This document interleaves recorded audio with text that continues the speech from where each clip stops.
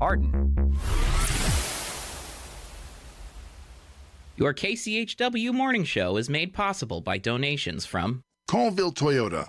Colville Toyota, located at 160 West 3rd Avenue in Colville, offers new and used vehicle sales and service. Vehicle sales is open 8:30 a.m. till 7 p.m. Monday through Saturday, with a Toyota Express Maintenance Center open 7:30 a.m. till 6 p.m. Monday through Friday. More information on Colville Toyota's vehicle inventory and services is available at colvilletoyota.com. A small-town dealership with a big heart.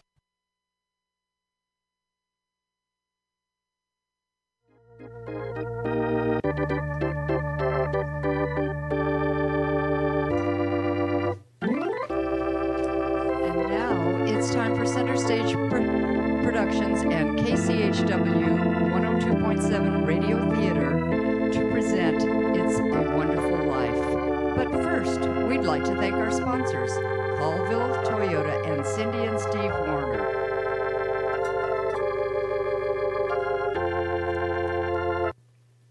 Center Stage Productions and KCHW 102.7 would like to extend a heartfelt thank you to our sponsors, Colville Toyota and Steve and Cindy Warner, for their generous support of It's a Wonderful Life. Your contributions help bring this special holiday production to life for our community. Thank you for supporting local theater and public radio.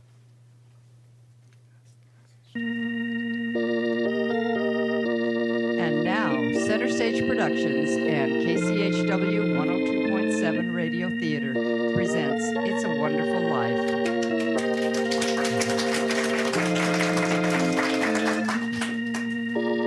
This is the story of George Bailey, an ordinary man who lives in Bedford Falls, New York. For his whole life, George Bailey wanted to see the world lying beyond his hometown. But our story doesn't begin in Bedford Falls. Indeed, it doesn't begin anywhere in this world. It begins in heaven, where the superintendent of angels is briefing an angel apprentice named Clarence. Clarence Oddbody, Angel, second class, reporting for duty, Your Honor. Are you really sending me down to Earth? Gee, I haven't been to Earth since... Aye, you see, there is a man in trouble down there. At precisely 10:45 p.m. Earth time, a man named George Bailey will be thinking about taking his life. Oh my, and you want me to save him, eh? Maybe I can finally earn my wings. I've only been waiting 200 years. 200? Well, you must stop him if you can. Now, let me brief you about George Bailey's case history. You see, when George was a boy... No, that's okay, Your Honor. All I need is a plan. I'm reading The Adventures of Tom Sawyer by Mark Twain. You see, Tom Sawyer always had a plan. Well, if you can help George Bailey with your plan, you just may get your wings. Oh, thanks, Your Honor, for your confidence in me. I'll leave immediately in. Wait!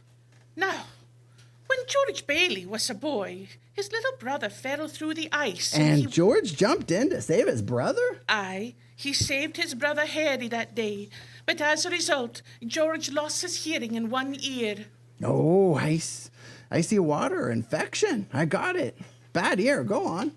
A few months later, young George was working at Gower's pharmacy. But Mr. Gower had just received a telegram informing him that his only son had died. It was the great pandemic, the influenza pandemic of 1919, you understand. Devastated, Mr. Gower was trying to drown his sorrows in whiskey when the phone call came for a young girl.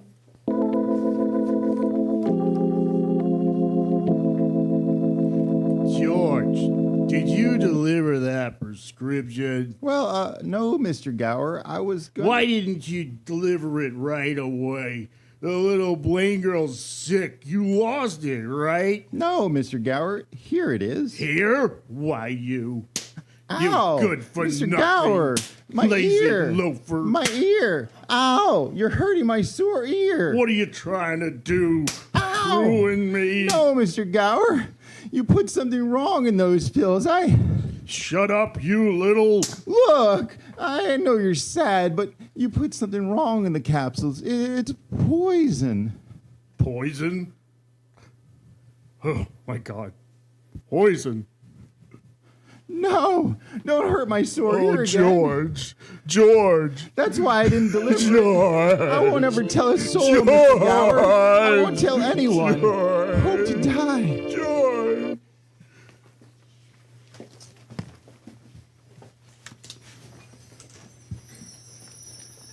Little Mary Hatch was at the soda fountain that day as well. She heard it all, but she too never told a soul. My, George sure took a beating, but he did the right thing. Well, George grew up and wanted to go to college, but there just wasn't enough money, so he worked at the Bailey Building and Loan Association. Building and loan? Aye, George's father and Uncle Billy were in the building and loan business. Alas, theirs was a case of high ideals and low bank account. Those two sure seem to go together, don't they? Aye. Anyway, George slaved away 4 years saving enough to pay for college. But first, he was going to summer in Europe, working his way across on a cattle boat. You see, George wanted to do a little traveling before college.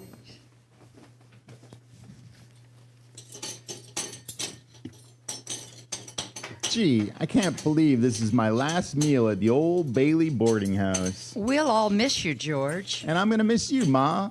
You too, Pop. But say, what's the matter? You look tired. Another run-in with Potter today. Mr. Potter? That old money-grubbing buzzard? You're right, Annie. You see, Pop thought when he put him on the board of directors, he'd ease up a little. I don't understand somebody like that. Do you, Ma? Well, Potter is bitter. Spent his life in that wheelchair. He's frustrated. Think about it, George. What if you... Potter owns about everything he wants in town. Everything except the Bailey Building and Loan. Maybe that's why he hates us. To him, we're just a bunch of foolish... Hey, big brother. I need to borrow your tuxedo cufflinks for tonight's dance. Sure, help yourself, Harry. Oh, well, where are they? Are they here in your suitcase? Hey, where'd you get that beat-up old satchel anyway, George?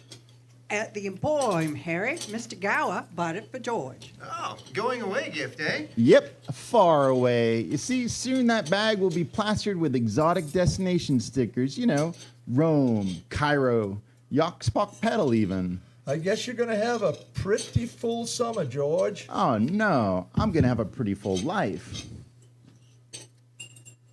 Oh, so come to the dance with me tonight, George. Then the cattle boat. Nah, I'd be bored to death. Oh, but what a wonderful death it would be. Harry. But, George, there'll be some pretty girls there. They'll be dancing on that new gym floor. That was a brilliant idea of yours, George. Putting a retractable floor over the pool. Saved the high school thousands. No, Pop, that's just the start for me. You wait. Oh, what I'm gonna do. What I'm gonna see. I see that I got a scram. Scram? Was I like that when I graduated high school, Pop? Pretty much. I sure wish we could send Harry to college with you, George. Yeah, but Harry and I worked that out. He'll take my job at the building and loan and saving up and go 4 years later. Harry's pretty young for that job. Maybe you just were born old, George. How's that, Ma? You know, my trick ear. She said you were born old. But after college, you wouldn't consider coming back to the building and loan, would you? Oh, no, Pop. I just couldn't face being cooped up for the rest of my life in that shabby office with all those small town... George! No, I see. I'm sorry, Pop. I didn't mean that. It's just... Staying here, I'd go crazy. You see, I need to do something big, something important. But in a way, the building and loan is important, George. In that shabby little office, we help people buy their homes. I know, Pop, but most of my friends have already finished college. I feel if I didn't get away, I'd bust. I guess you're right. Get that education. Then do what you want, son. You know, Pop, this may be a shock, but I think you're a pretty swell guy. It's about time one of you lunkheads said it. Well, thank you, son. Look, why don't you go to Harry's dance? See that new gym floor over the pool. You'll have fun. And maybe see Harry's classmate, that cute Mary Hatch. Well, it is my last night in Bedford Falls. I guess I could drop in, inspect the retracting floor, say goodbye to friends, dance a bit. Maybe I will at that. See you later.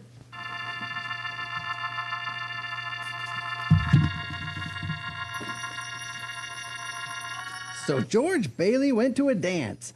Is that important, Your Honor? Patience, Clarence. That night, George danced at Charleston with Mary Hatch. The whole gang was dancing away on the retracting gymnasium floor over the pool. But due to some scandal, that retracting floor suddenly started retracting. Whoa. Hey, wait a minute. You might say the graduating class of 1928 were making whoopsie.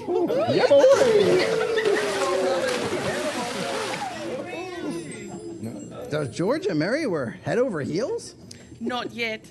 Later, as they were walking home. It was quite a night, Clarence. As a matter of fact, it was wonderful. Buffalo gals, won't you come out tonight? Come out tonight, come out tonight. Buffalo gals, won't you come out tonight and dance by the light of moon? Hot dog, eh, Mary? We sound beautiful, George. Hey, you know something, Mary? I'd almost say you are the prettiest girl in Bedford Falls. You look wonderful. So go ahead, say it. No. But say, how old are you anyway? 18? 18? Why, it seems only last year you were just 17. Well, looky there. Oh, the old Granville house. Yeah, I gotta throw a rock, bust a window. Don't, George. Even though it's deserted, I love this old place. With deserted houses, you make a wish and then try to bust a window. But it's such a lovely old house. I want to live there someday. In there? Go on. I wouldn't live there if I were a ghost. Here, watch that window on the second floor. I'm Babe Ruth, see? Here's the wind-up and... How's that? Broke that window easy as pie. What'd you wish for, George? My wish? Oh, It's not one wish, Mary. It's a whole hatful of them. I'm leaving this one-horse town. I'm gonna travel. Italy, the Colosseum, and then Greece, the Parthenon. And that's just this summer. And then I'm gonna come back for college to see what they know, of course. Of course. And then I'm gonna build things, big things, airfields, skyscrapers, bridges, you name it. And then, what you doing, Mary? Whee! Hey, you're a pretty good shot yourself. So, what was your wish? Well, Buffalo gals, won't you come out tonight and dance by the light of the moon? Is that it, Mary? The moon? Just say the word and I'll lasso the moon for you. Fine, the moon. Then what? Then what? Well, then you swallow that moon and it dissolves with moonbeams shooting out of your fingers and hair and then, maybe I'm talking too much. That's for sure. Why don't you just kiss her? How's that? Say what? I said kiss her. Don't just stand there and talk her to death. Kiss her, huh? George? For crying out loud. Youth is wasted on people like you. Hey, come back here. If you want to see some kissing, I'll show you a whole bunch of kissing. Just not in front of my Uncle Billy. George! Uncle Billy? You're just in time to see me kiss Mary Hatch. Not now, George. Get in the car. Quick! It's your father. He's had a stroke. What? A stroke? My father? Come on, George. Get in. Hurry.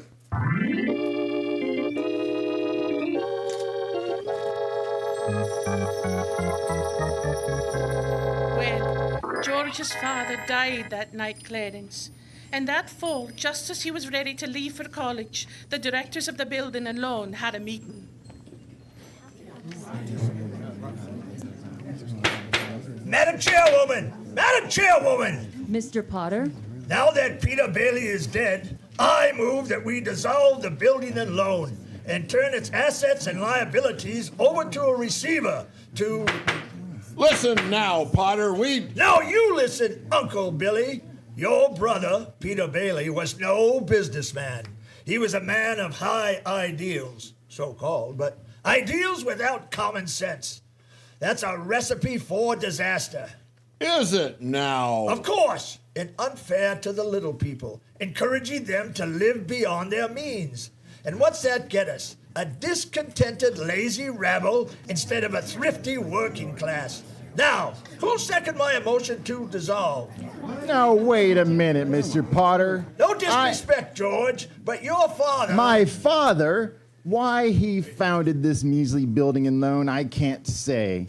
But know this, Mr. Potter, that rabble you're talking about, they do most of the working and paying and living and dying in this town. So? So is it too much to have them work and pay and live and die in some decent rooms with a bath? Anyway, my father didn't think so. People were human beings to him, but to you, a warped, frustrated old man, they're cattle. In my book, my father died a richer man than you'll ever be. I'm not interested in your book, George. This is about the building and loan. No, you're talking about something you can't get your greedy hands on. And it's galling you. That's what you're talking about. Well, Bedford Falls needs this measly building and loan, even if only to have somewhere folks can borrow money without crawling to Potter. Come on, Uncle Billy. I have a train to catch.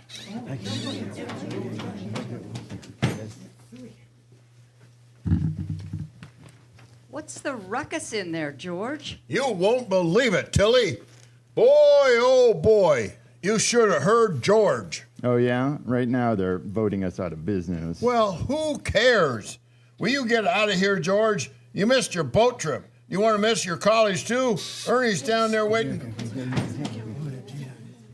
George, Billy, they just voted Potter down. Whoopee, we're still in business. But there's a condition, Tilly. They've appointed George to take his father's place. Appoint me? But I'm leaving for college. Right now. No, Uncle Billy's your man. George, you've got to take it. They'll vote with Potter otherwise. They said so. And without you, there's no hope.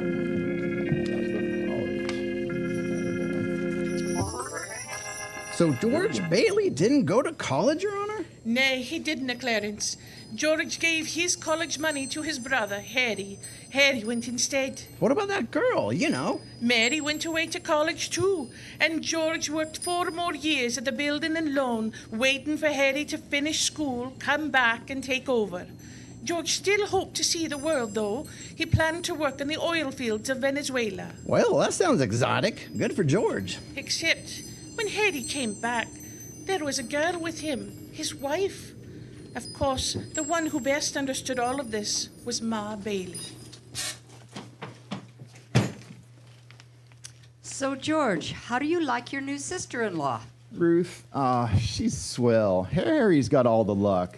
She'll keep him on his toes. Well, keep him out of Bedford Falls anyway. Now. Ruth's father has a good job for Harry up in Buffalo. Yeah, Buffalo. Meaning? Oh, then you can't? Yep. Again. Oh, I'm sorry, George. Yeah. Well, did you know Mary Hatch is back from college, too? Nice girl, that Mary. I suppose. Oh, stop this moping, George Bailey. It's not like you. Well, what do you want me to do, Mother? Give me one good reason why you shouldn't go see Mary. Well, how about Sam Wainwright, for one? Sam's just wild about Mary. Well, she's never been wild about Sam. Besides, Sam Wainwright is in New York. Okay, Mother. Trying to get rid of me, huh? Well, I think I'll go find a girl and do some passionate necking. Oh, George. Good night, Mrs. Bailey.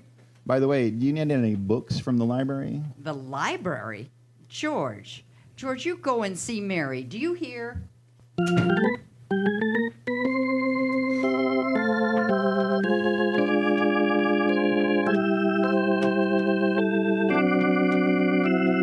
George, what are you doing on our sidewalk? What?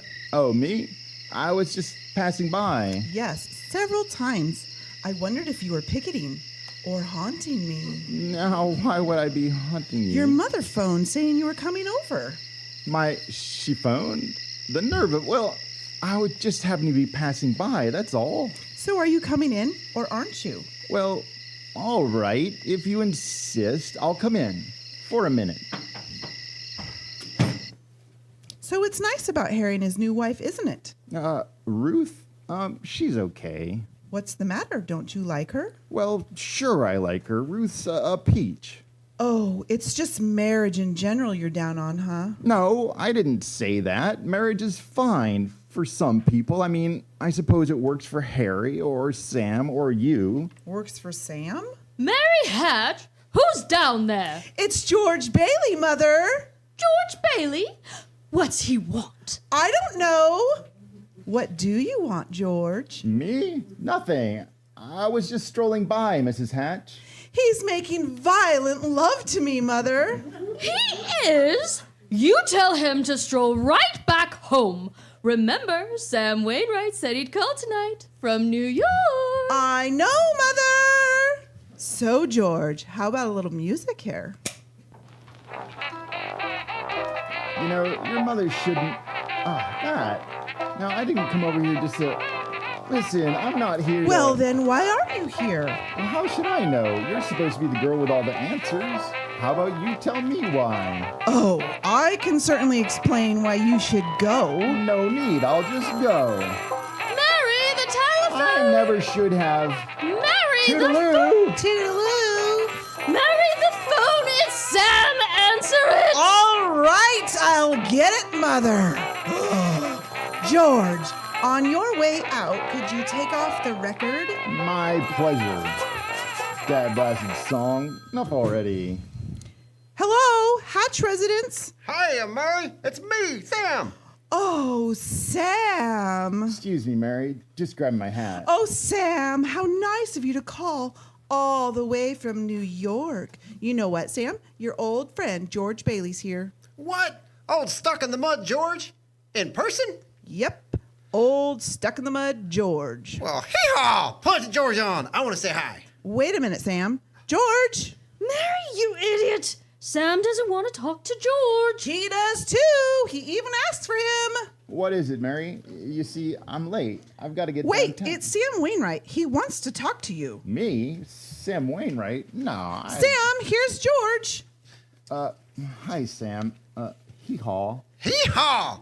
Come on, George. What are you trying to do there? Steal my girl, eh? Steal your... Hey, I don't want to steal anybody's girl. Mary, you talk to Sam. He's... No, wait a minute, George. This is for you both. Mary can use the extension upstairs. He says you should go use the phone extension upstairs. I can't. Mother's on the extension. I am not. That's okay, George. We can just put our heads a little closer, then we can both hear. What? Oh, okay. There. All right. Sam, we're both on the line. Okay. Now I got a plan that'll have us all rolling in dough. George, you remember that time at Martini's Tavern when you told me about making plastics out of chili beans? No, soybeans. I mean soybeans. It was soybeans. Go on. Well, my dad's willing to bankroll it. But, Mary, and you listen to this too, if you've got any money, you put every dime into our stock. We're going to open a factory in Rochester. Why Rochester? Put it here in Bedford Falls. The old tool machinery works closed down. You could get that building for a song. Plus, there's lots of available labor here. Now you're talking, George. But Mary, you listen to this too. If you've got any money, you put every dime into our stock. Wait a minute, Sam. Come on, George. We might even have an offer for you. That is, if you're not still married to that broken down old building and loan. Here's your chance to get in on the ground floor right there in Bedford Falls. Ground floor? That's wonderful. Bedford Falls? I don't know, Sam. Oh, Mary, tell George this is the chance of a lifetime, you hear? The chance of a lifetime. He says it's the chance of a lifetime. Give me that phone. George. Now listen, Mary. No plastics, no job, no ground floor, and no marriage to nobody. Never. Do you understand me? Oh, George. I'm gonna do what I want. And nobody's gonna maneuver me into any... George! Mary. Oh, Mary, I know.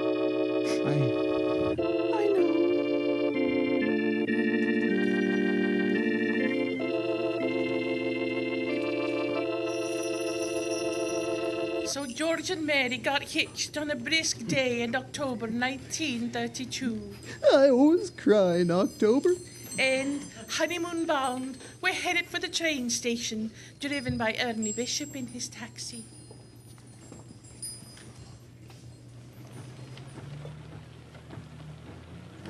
Here you go, newlyweds. Sorry about the rainy send-off, but Mr. Martini says, wet bride, she is good luck. And George sent this bottle of bubbly. And don't tell anyone the cop violating a prohibition and all that, Mary. Mum's the word. So, what's the plan for this here deluxe honeymoon? See this fat wad of cash? Count it, Mary. That's our kitty. So we're gonna shoot the works, Ernie. Week 1, New York. Week 2, Bermuda. It'll be the swankiest hotels, the dancingest music, the prettiest and soggiest wife. That's why I brought an umbrella, cowboy. Lucky you for finally getting out of Bedford Falls. So where after that? Gee, I don't know. Dear, where after that? The moon, of course. Atta girl. Say, Mrs. Bailey, I haven't kissed you nearly enough. Well, come here, you. Hey, slow down, lovebirds. Any fond farewells, George? Here's Genesee Street. So long, Bedford Falls. So long, old building and moon. So long, Uncle Billy. Man, Mr. Potter. And everybody else. We're leaving town and won't be back for a long time. Uh-oh. Say, George, something's fishy here. Look at that crowd over there in front of the bank. It looks like the door's locked. Slow down, Ern. There's some cops. Ask Bert. Hey, Bert, what's going on? Looks like a bank run. What? Here? In this downpour? Rain or no, it's a bank run, Mary. If you've got any money in the bank, you better pull it out before they go belly up. Stay here, Ernie. I'm gonna see. No, George, don't. Let's just go, please. Ernie, take us to the train. George, no. Just a minute, honey. Let me see. It'll only take a second. No, George. Bert, please drag him back here. Please, George, not now.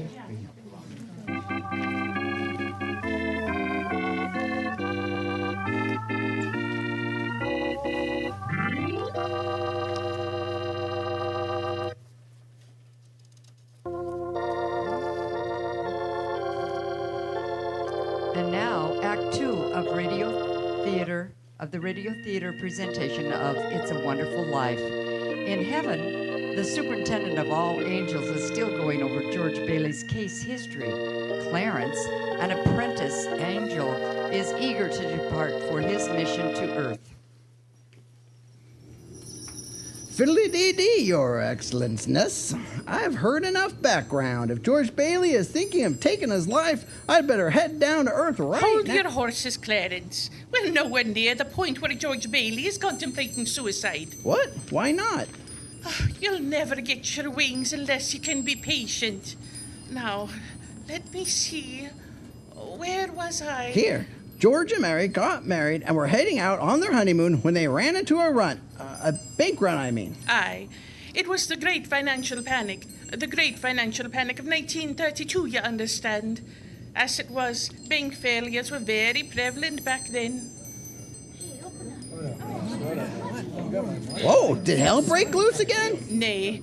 In the lobby of the building alone, dozens of worried shareholders are clamoring for their savings. George has rushed in from the waiting taxi to find Uncle Billy hiding in his office. Oh, it's a bank panic, George. The bank had a run. They needed cash, so they demanded we pay off our loan immediately. I handed over all our cash. You handed over all our cash? All of it? But that means... The whole town's gone nuts, George. Now we're in the same boat as the bank. Who'd have thought you couldn't trust the American banking system or the American public to... But our charter requires we stay open until 6 o'clock. If we don't, the state can take our license away. We'd go bankrupt. How can we stay open until 6? I mean, without any money. Come on. Let's see that crowd out there. Okay. Hold on now, please. Everybody, don't panic. I know you want your money. We We want our money, George. Where's our money? Oh, come on, everybody. Wait, just a minute now. Listen here. You've got it all wrong. Your money isn't here. Hold on, let me explain. Your money's not here. It's not in the safe. No, the money you've invested in this building and loan was put into people's houses. It's in Ernie's house and the Grimaldi's house. It's invested in your own houses and your neighbors' houses. Hey, that's how the building and loan works. If you all want your money now, what should we do? Foreclose on everybody? Throw them out of their homes? I don't care. I got $242 in shares here. Close my account. I want my money now. All you gotta do, Charlie, is sign the withdrawal form and you'll get your funds in 60 days. What do you mean? That's 2 whole months. Well, that's what you all agreed to when you bought your shares. Ha! I went and got my money. Mr. Potter will pay you 50 cents on the dollar for your shares. Come on, guys, let's go take our shares to Potter. Half's better than nothing. Come on, please, folks, don't do this. Stop! Listen, if you all sell, Potter gets a hold of the building and loan. There won't be a decent house built in this town again. Can't you see? He's just taken over the bank. He's already got the bus line, the department store, and now he's after us. He wants to keep you living in his shacks and paying the rent he decides. That's a lot of fine talk, George, but I've got doctor bills to pay. My husband just got laid off. What do we live on until the bank reopens? We can't feed kids on faith alone. George, darling. Hey, Mary. How much money do they need? You and I still have some cash on hand. That's right, our honeymoon money. Yeah, wait, folks, I've got $2,000 here, my own money. Okay, so we've got some cash. Come on, Charlie, how about just enough to tide you over? I want my $242. Fine. Uncle Billy, here. Charlie gets $242. That closes my account then. No, that doesn't close your account. It's just a loan, Charlie. Just a loan. So who's next? Mrs. Davis now. Oh, well, $17? Thank you. Who's next? Who's next now? Let's try to spread it out. Spread it out, everybody gets a little bit, and let's go a long way. Hey, look at the clock, George. Look! I'm looking, Uncle Billy. I'm looking. 5 more seconds. 4, 3, 2, 1. 6 o'clock! Woo! We made it! Lock that door now! Lock that door! Ha! Still in business, Uncle Billy. Even if we only got $2 left. George, telephone. Thanks, Tilly. Oh, by the way, call my wife, will you? I forgot all about calling her. Mrs. Bailey's on the phone. Mrs. Bailey? I don't want Mrs. Bailey. Wait, Mrs. Oh, right. That's my wife's name, too. Give me the phone already, will you? Hello, is this Mrs. Bailey? Well, Mary, we survived. I'm sorry, huh? Come home? Wait, what home? What? 320 Sycamore? Whose home is that? Huh? But Mary, how can we have a... Right now? Okay, sure. All right, sure. I love you too, honey. I'm on my way.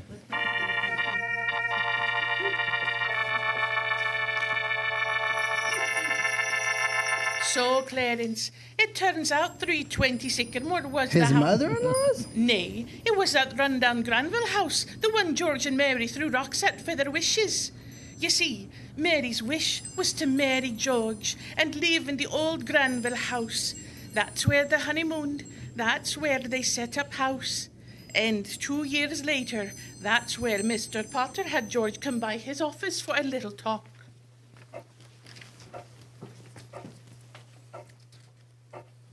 Now, George, I suppose you're wondering why you're here. I don't know, Mr. Potter, but I'm sure you do. Now, look, You're a young man, married a few years, making what, $40 a week? 45. Okay, 45. And if you were a common, everyday bumpkin, I'd say you were doing well. However, you're no common, everyday bumpkin, son. No, you're a smart, resourceful, and ambitious young man who hates his job. Yes, you hate that building and loan almost as much as I do, George. You've been dying to get out of this town ever since you were born. You see your friends, your brother go places, while you're trapped here, frittering away your life, servant to a bunch of garlic eaters. Am I right, or do I exaggerate? So, what's your point, Mr. Potter? My point is, come work for me, George. I'll hire you. Hire me? To do what? To manage my affairs, oversee my properties, and I'll start you off at $20,000 per year. 20,000? Are you talking $20,000 per year? You're talking to George Bailey, the building and loan George Bailey. Yes, that George Bailey, whose ship has come in, providing he has the brains to climb aboard. But what about the building and loan? Forget the building and loan. I'm offering a 3-year contract for, let's sweeten the pot, make it $25,000 per year. Agreed? Well, $25,000. A nice home, Europe. Can you give me time to think a bit? Ask my wife? Of course, George. Meanwhile, I'll draw up the papers, but first, let's shake hands on it, son. Okay, Mr. Potter. Gee, who'd have thought?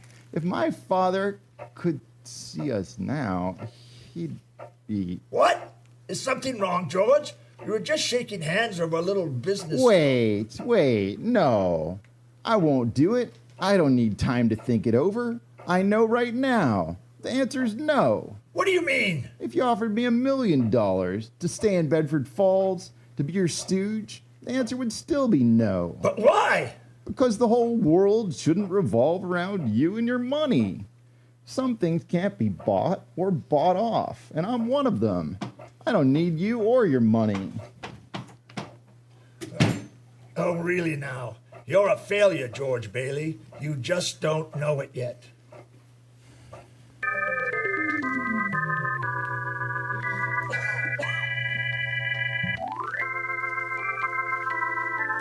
Sorry I'm so late, Mary. Are you bored waiting up for me? I was just sitting and knitting, George. So what did Mr. Potter want to see you about? Oh, not much, really. Just talk, business talk, you know. But, geez, why?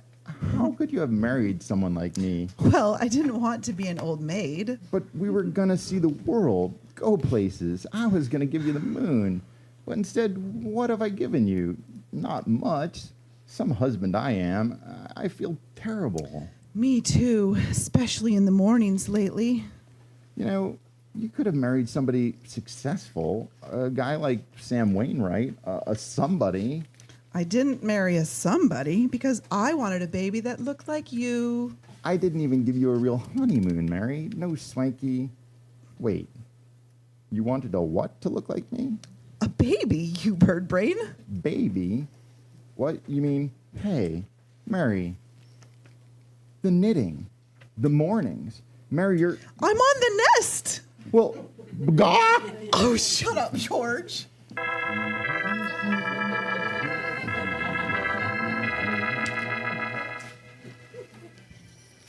Well, Clarence, soon Mary gave birth to their first child, a boy they named Petey. Petey, that's nice. 2 years later, another baby, a girl, Janie. Janie, good for them. But of course, George never got out of Bedford Falls. He didn't? Nay, year after year, George slaved away at the building and loan. They built Bailey Park and town folk settled there, like the tavern owner, Mr. Martini. George kept on dreaming, and Mary kept on hoping. In 1940, they had another child, Susan, nicknamed Zuzu. Zuzu? Okay. But then came the World War, the Second World War, you understand. Mary ran the USO and had another baby. Uncle Billy and Mr. Gower sold war bonds, and George's brother Harry became a real hero. He shot down 15 planes, 2 of them just as they were about to crash into a ship full of soldiers. And George? What did George do in the war? Well, George was 4F due to his bad ear, so he served as an air raid warden, ran the scrap drives, the rubber drives, the bacon grease drives. But on VE Day, he wept and prayed. And on VJ Day, he wept and prayed again. Well then, we're just about up to the day. We are. The only thing you don't know about George Bailey is how he's come to the point of wanting to take his own life. Oh, suicide. Tell me, how? All right. Today is the day before Christmas. Amidst the usual holiday preparations, George has something else to celebrate. Tilly, did you see this article in the paper? Commander Harry Bailey, famous Navy ace, decorated by the President. My own brother, the Medal of Honor. Gosh, George, that's just swell. Commander Bailey downed 15 enemy planes, the last kamikazes, just as they were about to dive into a troop transport. Think of it. Our Harry saved hundreds of lives. Yes, but George, the bank examiner is here. The annual audit. Right. Well, good afternoon. Carter, bank examiner. Tilly, please show the books to, Carter, bank examiner? Of course. Say, where's Uncle Billy? He's making a deposit at the bank.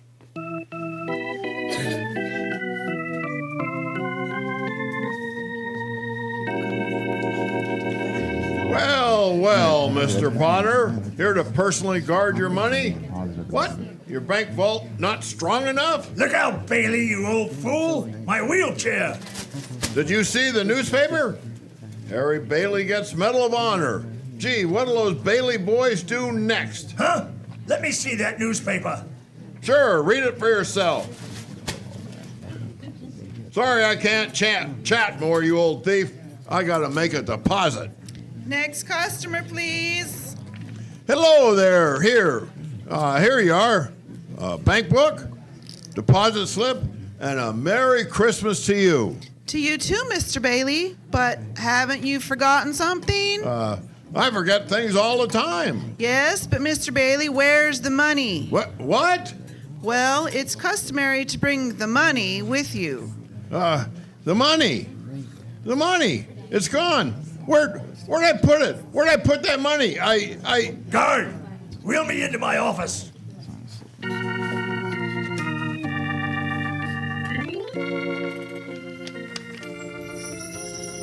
Take note, Clarence. Uncle Billy couldn't find the deposit money because the envelope with the $8,000 was folded up in that newspaper he gave Mr. Potter. The money was in the newspaper? Aye. So that's why George and Uncle Billy are scouring the streets in front of the bank.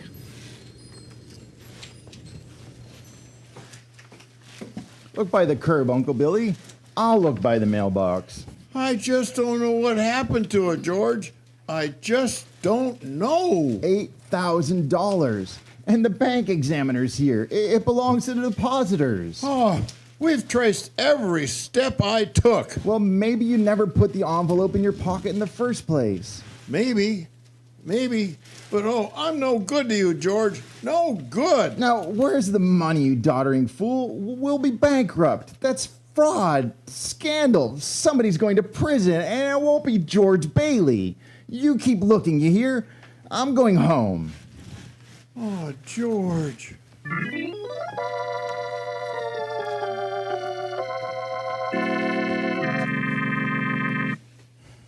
George, you haven't said a word since you came home. Well, was Zuzu sleeping? No, she showed me some flower prize she won at school. I touched it, and a few petals fell off. She asked me to fix it, but does Janie have to keep playing that song over and over again?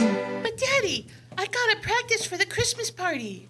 What is it, dear? A hectic day? Another stellar day for the Bailey family. Hey, Dad, The Browns got a brand new car. You should see it. What's wrong with our car, Petey? Not good enough for you? Gee, Dad, I was just... Run along now, Petey. Why is Zuzu in bed so early anyway? Oh, she maybe caught a little cold coming home from school. Didn't button up her coat. She didn't want to crush that prize flower. What do you mean a little cold? It's okay, dear. The doctor said it was just nothing serious. The doctor? The doctor came? It's this drafty old house. It's a wonder we don't all have pneumonia. George? I mean, why do we have to live here in the first place? Why in this crummy little town? What's wrong, dear? Everything's wrong. Oh, why do we have to have all these kids anyway? Daddy, how do you spell frankincense? I don't know. Ask your mother.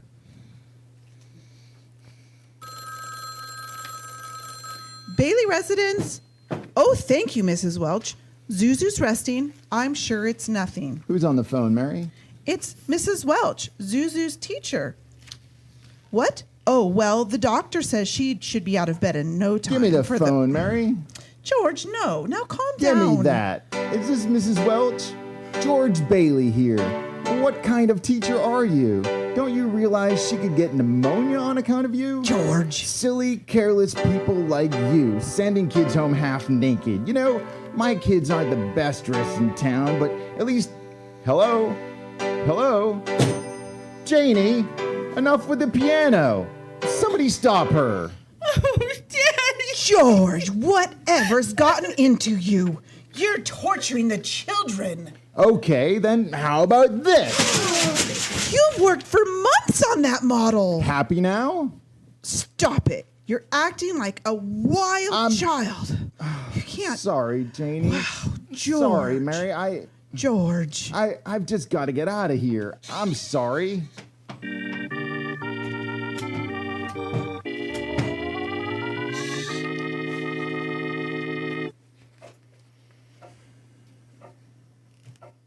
So, you're $8,000 short in your accounts, George? You say the money was lost? What if it was stolen?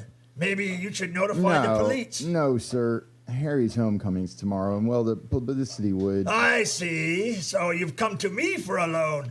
Why not your buddy, Sam Wainwright? Well, I tried to reach Sam, but he's vacationing in Europe right now, and... So you want a loan from me for $8,000?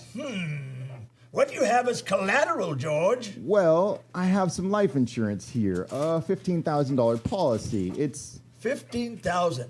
But what's your equity in it? Around $500. $500? And you want an emergency loan for $8,000 on Christmas Eve? Yes? Ha! You're pathetic, George Bailey. You once called me a warped, frustrated old man. Well now, what are you but a warped, frustrated young man? Ha! I... Look at you now, sniveling to me, looking for a handout. Ha! Go beg the cattle you love so well. Go beg them for help. Mr. Potter, please. What about the life insurance? For $500 in equity? Come now, George. Can't you see you're worth more dead than alive? No. There must be something I can do. I'll tell you what I'm going to do. Swear out the warrant for your arrest. I'm calling the sheriff and the newspaper. Now, get out of here.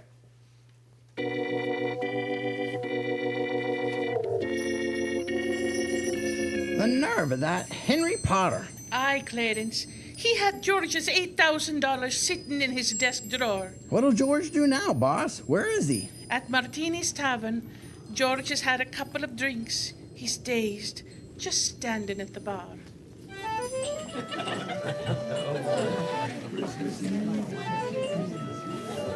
Our Father, who art in heaven.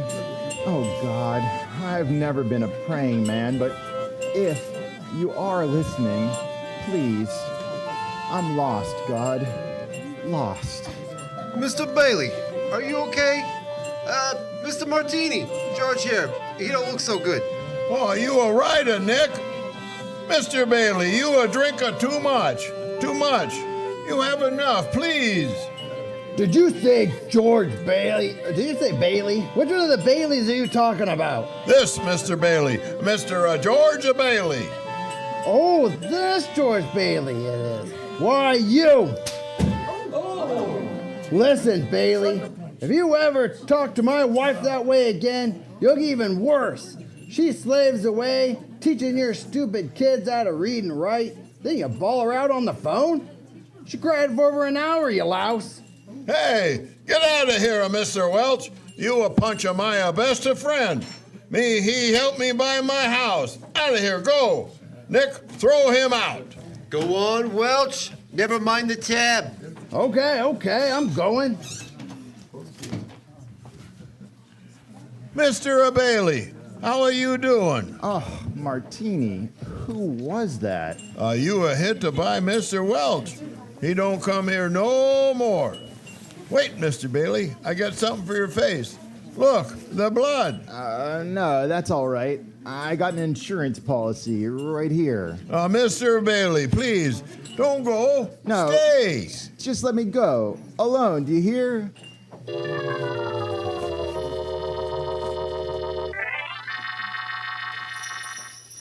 Well, Clarence, George staggered out of Martini's tavern a few moments ago. Now he's standing on the river bridge, gazing down at the river. He's about to jump. Do you have your plan? My plan? Not yet, Your Honor. Well, if you can save George Bailey's life, you'll get your wings. My wings? Oh, yes, my wings. I won't let you down, Your Honor. George! George Bailey! Get away from that bridge! Don't fret, Clarence Oddbody's on the way!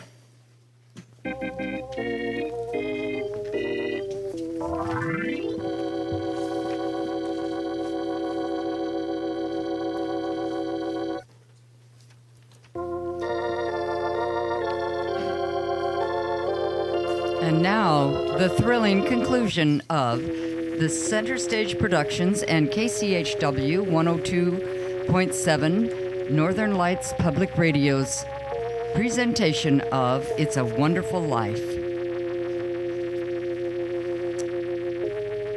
A troubled George Bailey stands on the Bedford Falls River Bridge, convinced that he's worth more dead than alive. Deep in despair, George gazes at the freezing river below, poised to end it all, when suddenly... Oh, help me! Help! I'm drowning! Whoa, wait there. Hey, here I come. Hey, jumping in the river like that? You two sure were lucky I was checking the river warehouse tonight. Otherwise, you'd have froze to death. Warming up. Oh, now? I'm okay. How about you? Well enough, although my undergarments seem a bit out of fashion. I was buried in it. You were buried in what? Luckily, Tom Sawyer's drying out too. The name's George? No, I'm talking about the book. I have Tom Sawyer the book along with me. But, you know, there is a Tom Sawyer quality to you, George. Lots of ideas, wanderlust. So, how'd you fall in the river? Fall in? I didn't fall in, I jumped in. Jumped in to save you, George. That's backward. I jumped in to save you, remember? Well, it worked, right? You didn't go through your plan, did you? Go through with my plan? You know, suicide. Hey, you can't commit suicide around here. I think it's against the law. Well, it's certainly against the law where I come from. And where might that be, stranger? You know, heaven. What? Right. George, you're bleeding your lip. Oh, that. Well, I got punched in the face in answer to a prayer. No, George, I'm the answer to your prayer. I was sent down from heaven to help you. Oh, come on. The name's Clarence Oddbody, AS2. AS2? Angel, second class. Angel? Right. Well, I'll go see if any other angels just answer some prayers. When your clothes are dry, feel free to leave. Clarence, now, why would an angel want to save me? Because killing yourself is a sin, especially for $8,000. Oh, I know all about you, George Bailey. You see, I'm your guardian angel. Uh-huh. Exactly the kind of angel I'd wind up with. So, if you're an angel, where are your wings? I'm an angel, second class, George. I haven't won my wings yet. But you can help me earn them by letting me help you. Sure, you couldn't help me with, say, $8,000, could you? Oh, but we don't use money in heaven. Oh, well, sure comes in handy down here, bub. Just dawned on me a bit late. But if you know all about me, then you know I'm worth more dead than alive, right? Oh, don't talk that way, George. I'll never earn my wings if you keep that up. Killing yourself. You don't know all the good you've done for people. I mean, if it wasn't for you... If it wasn't for me, they'd all be better off. My wife, kids, my friends. I wish I'd never been born. Oh, that's a good one, George. Good what? The plan you gave me. It reminds me of Tom Sawyer. Well, let's see here. Hey, what the... There, George. I've granted your wish. You were never born. Never born, huh?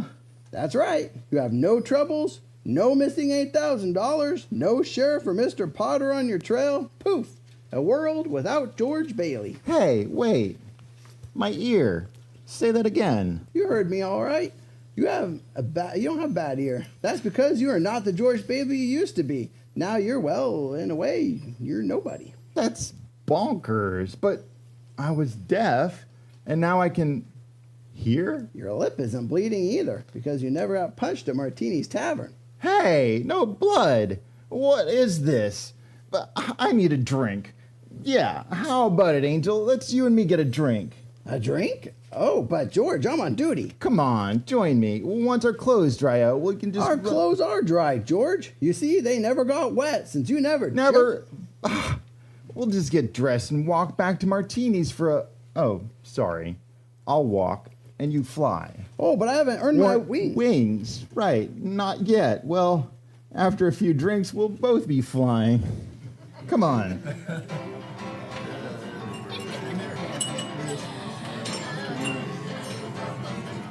What'll it be?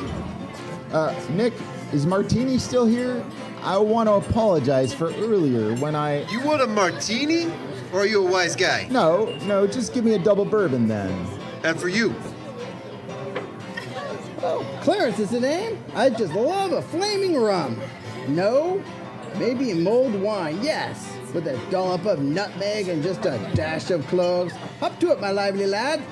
Listen, Clarence, we serve hard liquor here for men who want to get drunk quick. If that's not good enough, perhaps I could convince you otherwise. No, that's okay, Nick. Just give him the same as me. Yeah, 2 double bourbons. Why is Nick acting that way? What's going on here? The tavern's all different. Bedford Falls is different. You got your wish, George. You were never born. It's a different world, one without you. Different? Ah, good. At least somebody made it. Huh? Here are your Made drinks. What? Here's your drinks. Well, every time a bell rings, an angel gets his wings. What did you say? Angel? I'm an angel, second class. Clarence, you might not want to talk about angels in a bar. Why? Don't they believe in angels? Sure, they believe, but... Then why would anyone be shocked to actually see one? In a bar? Yeah. Sorry, Nick. He never grew up. Sure I did. Next September, I'll be 293. 2 pixies, eh? I bet you ain't got no money neither. Well, of course not. We don't use money in heaven. This ain't heaven, pal. That's enough. Out! Out! Get out of my bar! Your bar? Where's Martini, Nick? You ain't getting no martini. And how do you know my name anyway? I don't know you from Adam. Hey! You again! Spare some change, sir. Spare some No, Rummy, you can't handle it here. Mr. Gower? Mr. Gower, listen, you know me. I'm George Bailey. George Bailey. I know you, but so buy me a drink. Just a little one, won't you, mister? Get out, Gower. Ben, throw that Rummy out. No, please, no. But that's please. Mr. Gower from the pharmacy. Yeah, that drunkard went to prison. 20 years for poisoning a kid. And if you know him, you must be another jailbird. Ben, get them out too.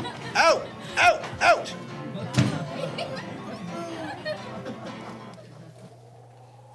what happened to Mr. Gower? How could that be? Poisoning a kid. Don't you see, George? You didn't stop Gower from putting poison in those capsules, so... Sure I did. I was there. No, you weren't, because you were never born. Never born? Well, then who am I? Nobody. You have no identity. What do you mean? I'm George Bailey. No, you're not. No driver's license, no 4F card, and no insurance policy. Zuzu's petals. I put them... Sorry, George. They aren't there either. You may have put those flower petals in your pocket before, but now... They're gone. Gone. What am I, a ghost? You've been given a gift, George, to see the world without you. You're nuts, and you're driving me nuts, too. I'm going home to my wife and family. You hear? Go away.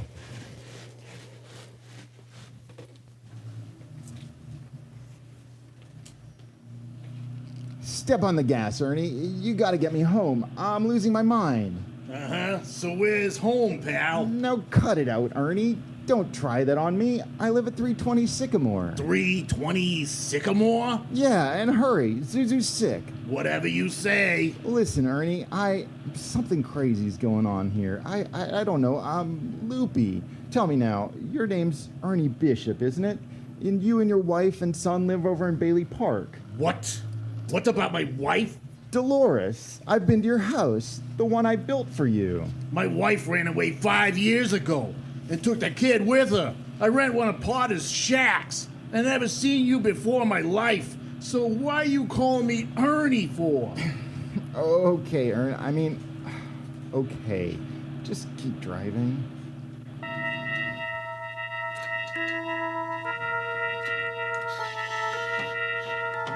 Mary, kids, where is everybody? Petey, Janie, Zuzu, where are you? This house is just an abandoned wreck, George. You have no wife or children. What's happened to them? I just want to... In there, officer! That guy! He's off his rocker! Hold it, you two. This is the police. Put your hands up. Bert, wait, it's me. Take it easy, mister. Come along quiet-like, and we'll get you some help. Bert, what's happened to you? Look, it's this guy here. He's an angel. I've been hypnotized. Well, I'm an angel, but we don't hypnotize people. We refer to help. Right. I'm taking the both of you in. I'm with you, Bert. Ow! Let go of me! Now's your chance, George. Run! Ow! Bite me, will ya? Hey, you wouldn't smite an old angel now. Wait. Oh, Superintendent! Superintendent! Help me! Hey, what the? Where'd the old coot go? I don't know. Poof! And he was gone. The other one ran south down Sycamore. Come on!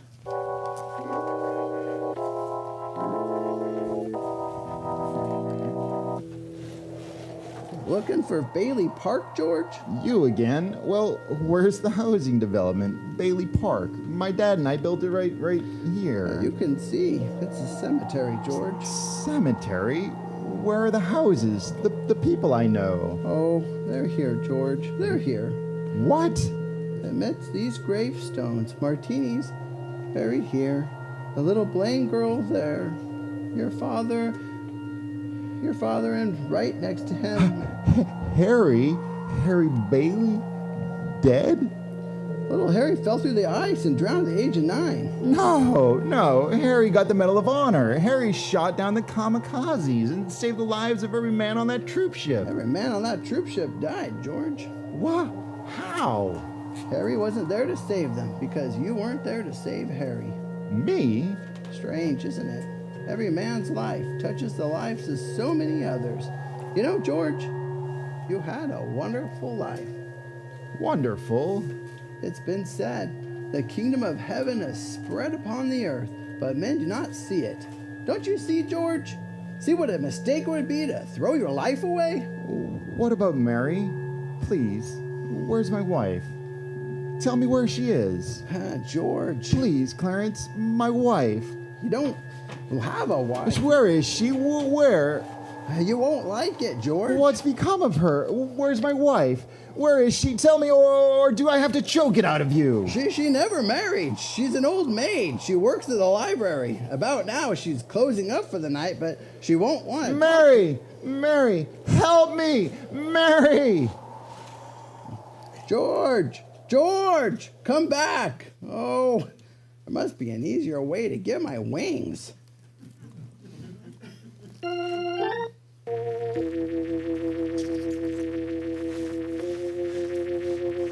Mary, I... Sorry, but the library closed early tonight. No, Mary, it's me, George. No. George, come on, you I know don't me. think so. Excuse Mary, me. Let me go. Mary, I want you, please. No, I know stop. you. Let me go. No. Mary, it's me, George. Help. George. Somebody help me. Mary, He's mad. it's me, your husband. Hey, get out of the way. That's my wife. Let me go. Wait, don't run away. I've got to see her. Mary, please.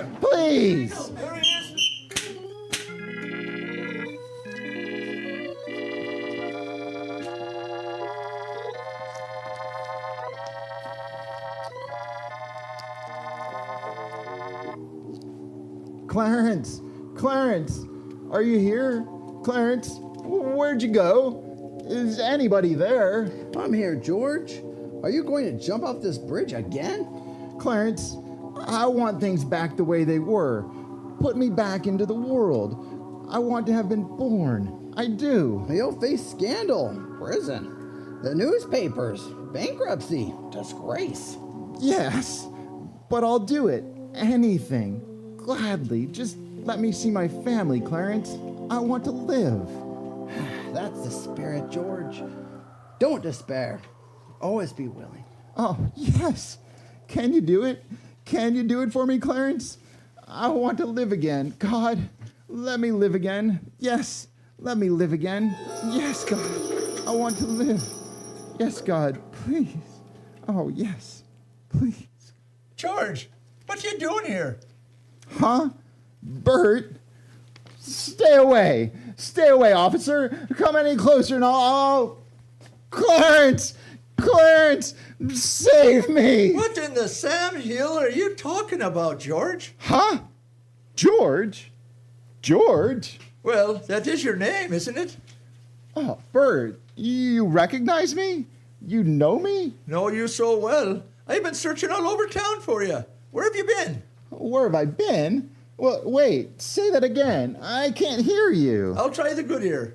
I said, where'd you go? Why, Bert, I'm alive. Alive again. Alive again? Are you all right, George? Hey, your lip's bleeding. My lip? Hey, my lip is bleeding. Well, gee, look at all that blood oozing out there. Well, what do you know? It's not that bad, George. Oh, and hey, Zuzu's petals. I put them in my pocket over here. Petals? Flower petals? They're here. Here in my pocket. Oh, Merry Christmas, Bert. Well, Merry Christmas to you too, George. Now, hop in the squad car and I'll drive you home. I gotta stop by the station first. Sorry, Bert, I can't wait. I've gone home and I know the way. Boy, do I know the way. Merry Christmas. Have it your way. Merry Christmas, George. Merry Christmas, Bedford Falls. Oh, I love this town. Hey, Merry Christmas, Building and Loan. Hurrah! Merry Christmas, Mr. Potter. Everybody.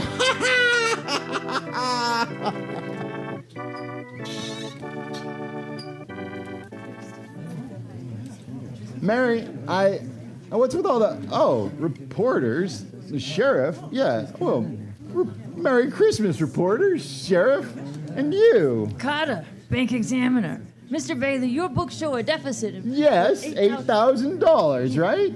Excuse me. Mr. Bailey, I have a warrant here for your... Arrest? Yes, a warrant, Sheriff. Christmas in jail. Isn't that wonderful? Actually, George, it's not, sir. We got... Mary, kids, I'm home. Oh, I love this marvelous, drafty old house. Mary, kids! Daddy, you're home. Merry Christmas, Daddy. Merry Christmas. Yes. Oh, I love you so. Oh, where's your mother? I'm looking for you, Daddy. Her and Uncle Billy. Daddy. Zuzu! Merry Christmas, sweetheart. How are you feeling? All better, Daddy. Not a sniff of the temperature. Not a smidge. It's a miracle. George? George! Mommy's home. Oh. Mommy. Oh, Mary. George, where did you? Mary. George, dear. Oh, Mary, I have to hold you. Oh, it's you, Mary. You. You're real. Oh, you don't know what happened. And you don't know what's happened, George. Uncle Hey, Billy. George, look what I've got. Uncle Billy. Money, George. Bushels of money. Your wife saved the day, didn't you, Mary? Well, people heard you were in trouble, dear. Your friends. They pitched in to help. Annie, a pie, and your strong box. Oh, I've just been saving my money for a divorce in case I ever get a husband. Martini, Mrs. Davis, and Mr. Gower. Mr. Gower, thank you. Mrs. Thompson, thank you. Eddie, Tom, oh yes, I can't believe it. Ernie. Well, I wouldn't have a roof over my head if it wasn't for you, George. Wait, everybody. Here's a cable from Sam Wainwright. It reads, Gower notified me you needed cash. Stop. My office will advance you up to $25,000. Stop. Hee-haw and Merry Christmas, Sam! I don't know what to say. Mother and Harry. George, Mary called us down in Washington and... We flew in as fast as we could. A toast, everybody, to my brother George, the richest man in Bedford Falls. To George! To George!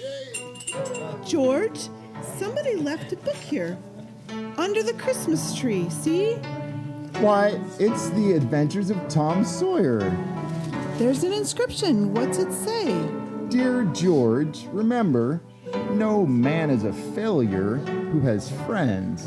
Thanks for the wings. Love, Clarence. Clarence? Yeah, a very old friend of mine. Daddy, see my little bell hanging on the Christmas tree? I see it, Zuzu. I hang it up there all by myself and loud. Can we make it, Daddy? Jesus said every time a bell rings, angels get their wings. You're right, Zuzu. You are so right. Thank you, Clarence. Thank you. Yes, it truly is a wonderful life. Happy landings. Be forgot and never brought to mind. We'll take a cup of kindness yet for old lang syne. For old lang syne, my dear. For old lang syne. We'll take a cup of kindness yet for old lang syne.